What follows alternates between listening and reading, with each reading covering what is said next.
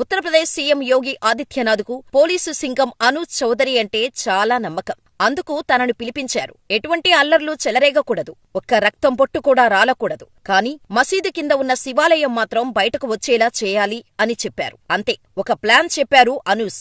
ఆ plan execute చేయటానికి అన్ని అనుమతులను ఇచ్చేసిన సీఎం యోగి ఆదిత్యనాథ్ విజయంతో తిరిగి రావాలని కూడా చెప్పారు. అలా ఆపరేషన్ విద్యుత్ టాస్క్ ఫోర్స్ ను సింగం అమలు చేసేశారు. కరెంటు పోల్స్ కి దొంగతనంగా వైర్లు పెట్టి విద్యుత్తును దొంగతనం చేయటం అక్కడ కామన్ గా జరుగుతోంది. దీన్ని బేస్ చేసుకుని కరెంటు దొంగతనం జరుగుతోంది. తనిఖీలు చేయాలన్న పేరుతో పోలీస్ ఫోర్స్ ను తెల్లవారుజామున 3 గంటలకే మసీదు చుట్టూ దింపేశారు అనూజ్.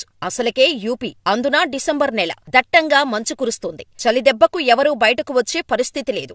ఇక విద్యుత్ టాస్క్ ఫోర్స్ అధికారులలాగా గెటప్ వేసిన పోలీసులు చుట్టుపక్కల ప్రాంతాలన్నీ జల్లెడ పట్టేశారు. చలికాలంలో తెల్లవారుజామున సమయం కావటంతో అల్లరిమూకలు తేరుకునేసరికి మొత్తం ఏరియా పోలీసుల కంట్రోల్లోకి వచ్చేసింది. అనూజ్ చౌదరి వేసిన స్కెచ్ పర్ఫెక్ట్ గా వర్కౌట్ అయింది. సంబాలలోని బాబ్రీ మసీదు దగ్గర అనూజ్ చౌదరి టీం టార్గెట్ చేసుకున్నారు. అక్కడ భూమిలో దాగి ఉన్న శివాలయాన్ని నిశ్శబ్దంగా బయటకు వెలికితీశారు. అక్కడ ఉన్న శివలింగం, నందీశ్వరుడి విగ్రహాలను ప్రజలకు అందుబాటులోకి తీసుకుని వచ్చారు. ఒక్క ప్రాణనష్టం లేకుండా ఇంతటి కఠినమైన ఆపరేషన్ను పూర్తి చేయటం మామూలు విషయం కాదు. దీంతో ఒక్కసారిగా అనూజ్ చౌదరి పేరు మారుమోగిపోయింది.